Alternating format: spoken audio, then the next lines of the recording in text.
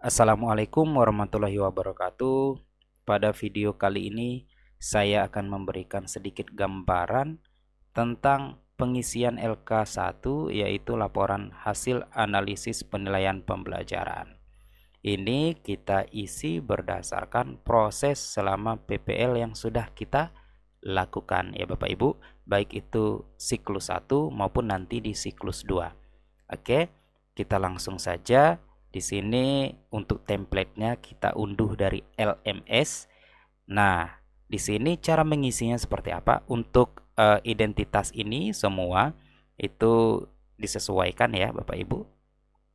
Kita langsung ke poin nomor 1. Yang diminta itu deskripsi kegiatan penilaian ya.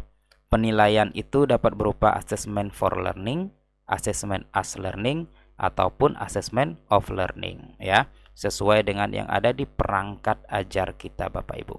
Oke.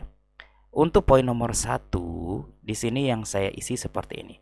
Kegiatan penilaian pembelajaran menggunakan assessment of learning atau penilaian hasil belajar yang berupa penilaian yang dilakukan seperti penilaian pengetahuan, sikap, dan keterampilan. Nah, di sini saya menjabarkannya itu per poin ya Bapak Ibu. Nah, Bapak Ibu juga bisa mungkin kalau terbiasa menggunakan paragraf ya, uraian ya silakan ya, disesuaikan saja. Ini sebagai contoh saja.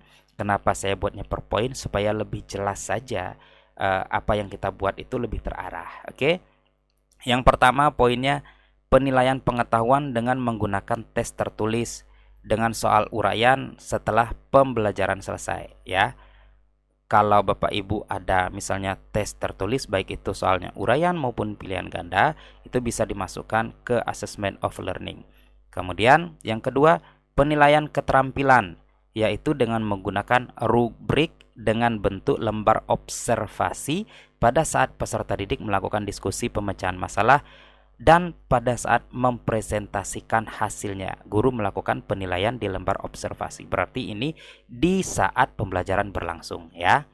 Kemudian yang ketiga, penilaian sikap dengan menggunakan teknik observasi juga dengan instrumen berupa jurnal. Pada saat pembelajaran berlangsung, guru menilai sikap siswa. Berarti juga di saat proses pembelajaran berlangsung. Kemudian di sini juga dilakukan penilaian assessment as learning, yaitu dengan melakukan penilaian ketika sebuah produk telah dihasilkan. Berarti ada karyanya ya, baik itu portofolio kah ataukah itu dalam bentuk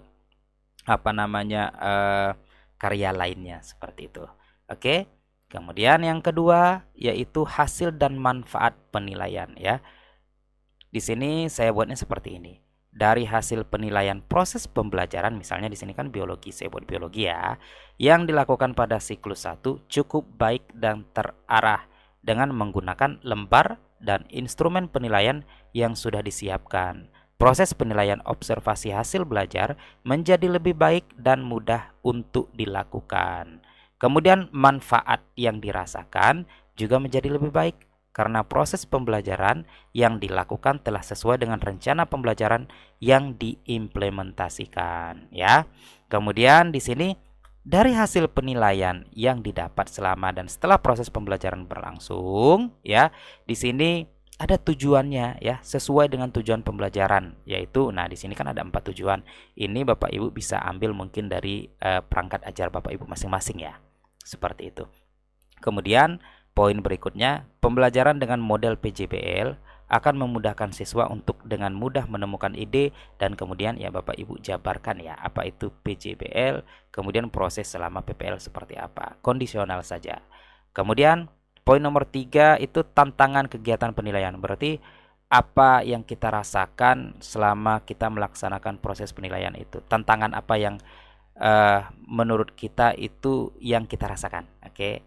Nah, di sini saya jawabnya seperti ini ya. Proses penilaian dalam pembelajaran merupakan bagian penting dalam mengevaluasi pemahaman dan kemajuan siswa. Nah, antara lain yang menjadi tantangan saya selama proses itu adalah yang pertama itu waktu yang terbatas. Kemudian saya jabarkan sedikit seperti itu. Kemudian yang kedua itu mengelola data penilaian, saya jabarkan lagi. Kemudian yang ketiga memotivasi siswa untuk berpartisipasi ya.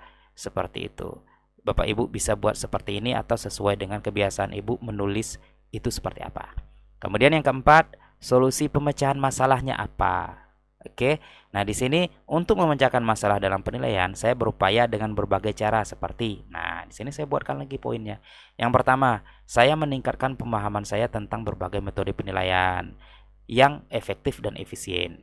Kemudian saya mencoba bekerja sama dengan rekan guru untuk berbagi pengalaman dan ide tentang penilaian yang efektif.